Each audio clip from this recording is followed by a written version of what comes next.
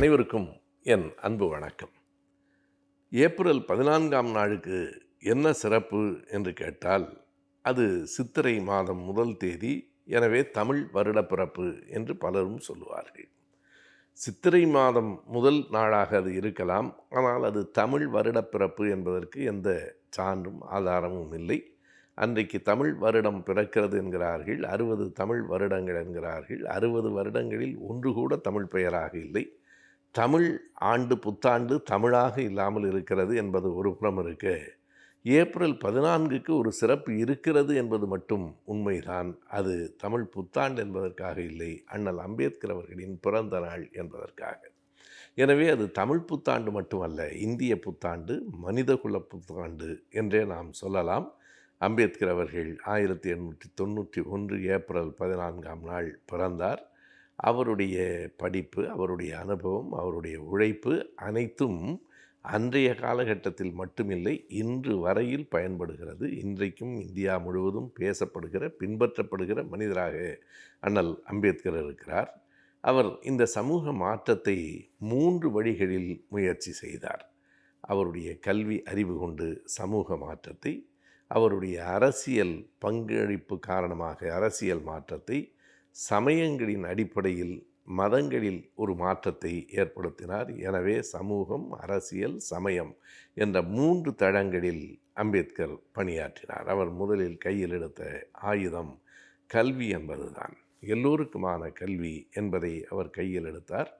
அதனை வெறும் சமூக தொண்டாக மட்டும் செய்து கொண்டிருந்தால் வெற்றி பெற முடியாது என்பதை அவர் உணர்ந்தார்.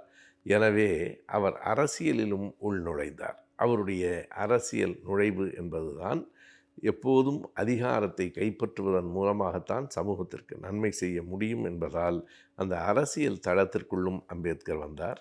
அதையும் தாண்டி 1935ஆம் ஆண்டு அம்பேத்கர் சொன்னார், நான் இந்துவாக பிறந்தேன், இந்துவாக சாக மாட்டேன் என்று சொன்னார். அதற்கு என்ன பொருள்? இந்த இந்து மதத்திலே தான் பிறப்பின் அடிப்படையில் உயர்வு தாழ்வு கற்பிக்கப்படுகிறது, தீண்டாமை இருக்கிறது. உடனே பலர் கேட்பார்கள், மற்ற மதங்களிலே பிரிவு இல்லையா, மற்ற மதங்களிலே தீண்டாமை இல்லையா? இருக்கிறது. எல்லா மதங்களிலும் பிரிவுகள் இருக்கின்றன. கேத்தலிக் வேறு, புராட்டஸ்டன்ட் வேறு, சன்னி முஸ்லீம் வேறு, ஷியா முஸ்லீம் வேறு, எல்லாவற்றிலும் பிரிவுகள் இருக்கின்றன. ஆனால் அந்த பிரிவுகள் யார் வேண்டுமானாலும் ஒன்றிலிருந்து இன்னொன்றுக்கு மாறக்கூடிய பிரிவுகள். அது ஒன்றை அடுத்து இன்னொன்று. ஆனால் இந்து மதத்தில் இருக்கிற பிரிவு சாதி இருக்கிறதே, அது ஒன்றை அடுத்து ஒன்று அல்ல, ஒன்றின் கீழ் ஒன்று. இதுதான் பெரிய வேறுபாடு. வரிசை என்பது வேறு, அடுக்கு என்பது வேறு. இந்த அடுக்கு எதன் மூலமாக தீர்மானிக்கப்படுகிறது என்றால், ஒருவனின் பிறப்பின் மூலமாக தீர்மானிக்கப்படுகிறது. நாம் இந்த குடும்பத்தில், இந்த ஊரில், இந்த ஜாதியில், இந்த நாட்டில், இந்த மதத்தில் பிறக்க வேண்டும் என்று யார் ஒருவரும் தீர்மானிக்க முடியாது. பிறப்பு என்பது வெறும் விபத்து தான். அந்த விபத்தின் அடிப்படையில் ஒருவன் வாழ்க்கை முழுவதும் அவன் நடத்தப்படுகிறான் என்பதை அண்ணல் அம்பேத்கர் எதிர்த்தார். எனவே இந்துவாக சாக மாட்டேன் என்றால், இந்த தீண்டாமையை நான் காலம் முழுவதும் ஏற்க மாட்டேன் என்றால், 1935 அம்பேத்கர் அப்படி சொன்னார். அவர் சொன்னதை 21 ஆண்டுகளுக்கு பிறகு நிறைவேற்றினார்.